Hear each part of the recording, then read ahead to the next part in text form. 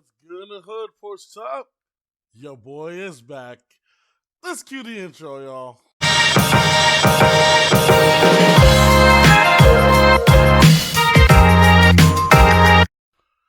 Alright, guys, welcome to Porch Talk Sports. I'm your host, as usual, JP, guys. It's good to be back and doing this again, y'all. I had to take a long hiatus to take care of myself and my family, guys, so I hope y'all guys understand. Today we're talking Texans 2021 draft class. We're starting from Davis Mills all the way down, guys. I'm analyzing each one of these guys, my personal opinions, my personal grades overall of the draft. And guys, let's head into it. Before we head into it, guys, also hit that subscribe button. Also leave a comment down below. Help your brother out. Help this channel grow. And guys, thank y'all so much for helping me come back on my return to YouTube. So guys, thank y'all coming into the show today. Thank y'all, thank y'all, thank y'all. Let's get started with the first pick of the draft, Davis Mills. So, like I said, guys, this is the review of the 2020 NFL Draft. We are reviewing Davis Mills right now, and there's a lot of upside to this kid, and there's a lot of just absolute unknown. And you heard it throughout all the sports channels, all the sports stations, all the national media. Uh, this guy had potential to be a number one pick next season if he stayed in school. Question of why he went out, I have no idea. Honestly, if you knew that you could possibly be a first rounder next year, raise your stock up, and stay in school, I don't know. But maybe he thought he was better and he's good enough to get into the NFL, which makes me believe in his confidence. That's really good. His his career is pretty much an anomaly, guys. At Stanford, anyway. High school, on the other hand, that's not an anomaly. That is absolute pure fireworks, y'all. I'm looking at his numbers on my phone on the side right here, guys. In high school, y'all, he is one of the best Georgia quarterbacks you ever seen, and that includes someone who came out of the state that played quarterback for us is Deshaun Watson. Now, is Deshaun Watson official thing that he's no longer going to be on the team? No, but my personal opinion, I think he's going to be traded. I do eventually think he's going to be traded, no matter what the outcome is. That's just my personal opinion. But Davis Mills, solid prospect, a build that you like in a quarterback, 6'4", 220 pounds. He can't, like I said, he was the top quarterback in the nation out of high school, coming out of the state of Georgia.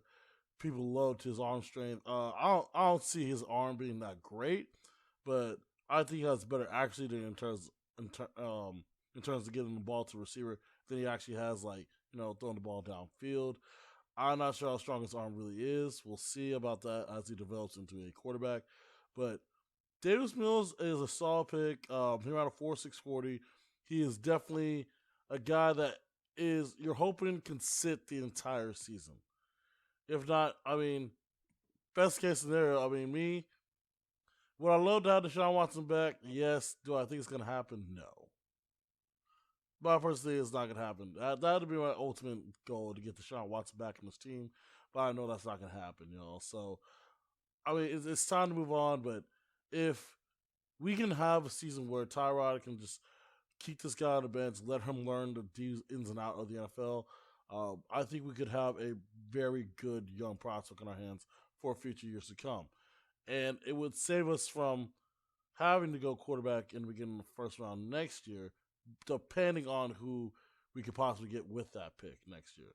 Let's see also as well how we do on our schedule, and also as well and just what challenges come up for this season. This is the thing about Davis Mills, man.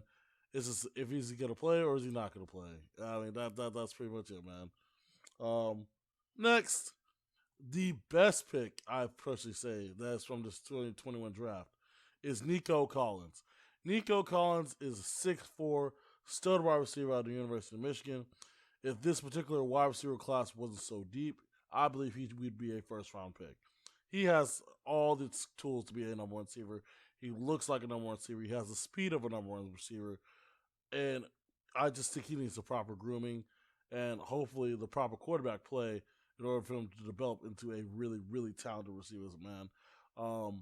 This guy, I mean, he can absolutely leap out of the building. He really reminds me of Larry Fitzgerald in the red zone. His ball skills in terms of finding the ball on that fade route and just going up for it and getting it, it's once in a lifetime, man.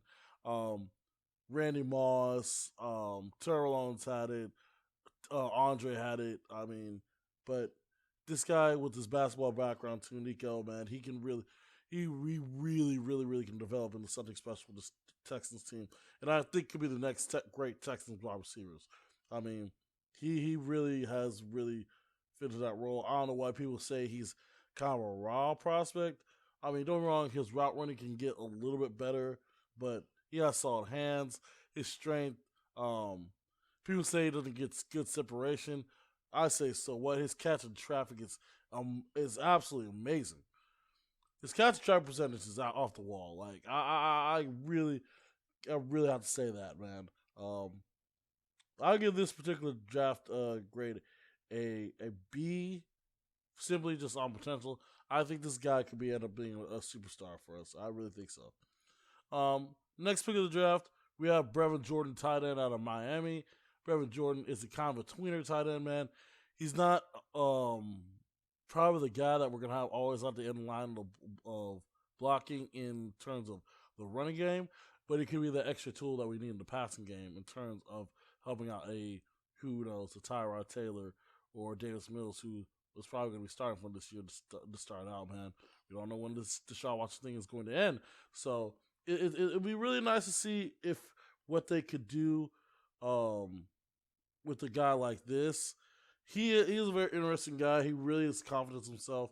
Um, he said he's the best tight end prospect in this draft. I mean, to me, if I had to give him an NFL comparison, I would really give him.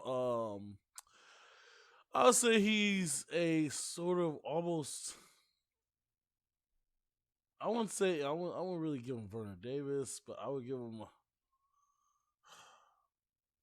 I would say a Chris Cooley.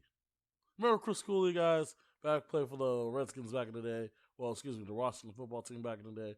Um, he reminds me kind of that build. He's not really big enough to be a true tight end, but he's too big to be a receiver, and he's gonna cause some mismatch problems. And we need more of those guys out there on offense, and that's where really why I like this pick too as well. That one I give a B minus. Granted, it's a good pick, but to me, you picked a position that you really are kind of overstocked on. Um, that's what I mean. That's the only reason I can really not to like this pick. But I think in the future, I mean, it gives us good competition on that spot. It keeps us young in that spot too. You know what I'm saying? So we'll see for that one. Next, we have Garrett Wallow out of TCU. He's a 6'3", 234-pound linebacker. He's a little undersized for the NFL. I would like to see him gain some weight, but he also did used to play safety out of there at TCU, man. And it's just the guy that's undersized, man. What are you gonna do with him? I mean, he's only 224 pounds, man. I mean, granted, he's a speedster. I mean, we have a lot of other guys at that spot too as well. That's why I question this pick. Linebacker is probably the one spot we probably filled in the most, and we drafted one in the fifth round. I personally didn't like it. I thought we were actually going to go corner or safety at that spot. But if there's something I do like about this kid. He is a tackling machine, and he led TCU in tackles. He's a leading tackler in TCU. He is known at TCU as the motor that drove the engine over there at um at TCU. Man, he really is a smart and instinctive football player. He finds holes very well. He's great on the blitz, man. So that could end up being a one I necessarily didn't like because we've had so many people at this spot. But how many quality guys do we have at that linebacker spot? And that's why I'm not necessarily saying I truly hate it, but it's just you have, I want to say, 12 linebackers now on your roster. And you recently signed Neville Hewitt, too, you know what I'm saying? So you have all these guys that are on your roster at the linebacker spot competing. I mean, worst comes worst. We all know that all these guys aren't going to make it. So let's be sure of the fact that we're going to find the best guys out there on the field. All right. So, but last but not least, defensive tackle Roy Lopez out of Arizona. This is a big boy. He is 6'3", 318, man. He transferred from Northern New Mexico State University. Um, he was a 4-year starter out there. He was a graduate transfer to the University of Arizona. He tried to get his stock raised up a little bit more. But to me, he is not a pass rusher type defensive tackle. We brought in Roy Lopez to stop the run, and that is something that we were atrocious at last year. Stopping the run was horrible for the Texans, and to at least get a guy that can actually shut down the run. And looking at his tape and his film, man, this guy actually can really become a factor in that run game, man. He's super strong. He can really shed blocks well in the run defense.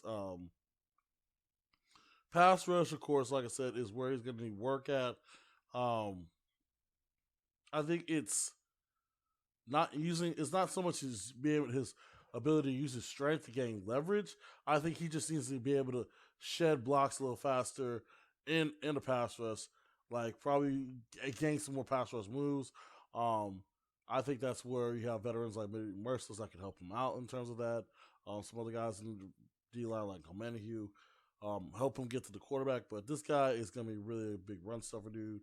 He is super powerful, super strong. I want to say 36 reps at 225, man. So, he's not no wuss or anything anymore, dude. He's one of the big Samoan dudes, like looking dudes, like doing wrong. He's Hispanic, but he's one of the big Samoan looking dudes, man. I see the tape, dude. He wrecks havoc constantly, and it is absolutely a sight to see, guys. Um, Overall, I'm gonna look at this draft. I mean, I personally say that I overall give it a B minus. B minus for the simple fact that we, to me, I mean, we didn't have a first or second round pick this year, so how great is this draft going to be? Um, Also, I think we made too many moves in this draft. To me, I think the only one that should have been absolutely made was to move up for Nico Collins, but you move up for, I believe, Brevin Jordan and Garrett Wallow. I wouldn't have done that. Nico Collins, I understand. That's a first round talent that you got in the third round. So I gave that our highest grade in the draft. I gave that a B plus, like I said. I mean, I would even go, honestly, I would probably even change to A minus in terms of that. But overall, dude, this is a very solid class, man. I mean, the Casero, I would say, is I'm very impressed by the guys he's brought in, not only from free agency, but also from the draft, man. Also in draft free agency, he actually added a couple offensive linemen from Texas A&M, a pair of guys from them, and a couple of big wide receivers. One from UCF, the other, from Virginia Tech. You got a couple of guys out there. One's named Marlon Williams. I think he's 6'3", and I forgot how to pronounce the other guy's name from Virginia Tech. But both of them are tall, lanky receivers that are going to be repeating at the spot. And just the thing I love about it is just, for the most part in this draft, he went with best player of the bill at this time that he thought would be. But I personally thought I wouldn't have used those picks to move up to get Garrett Wallow.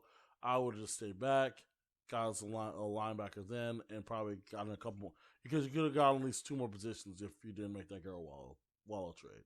So instead of having only 5 draft picks, you could have 7. You could have probably added another corner or over here. Screwed around, say add another offensive lineman, but I mean, who knows? Who knows what any of these players are going to be? And of course, a true testament to any draft is going to be what it's like 5 years from now. So, that's going to be it for me on this particular episode of the 2021 draft class. That's my analysis of this. Like I said, I give this entire class a C minus.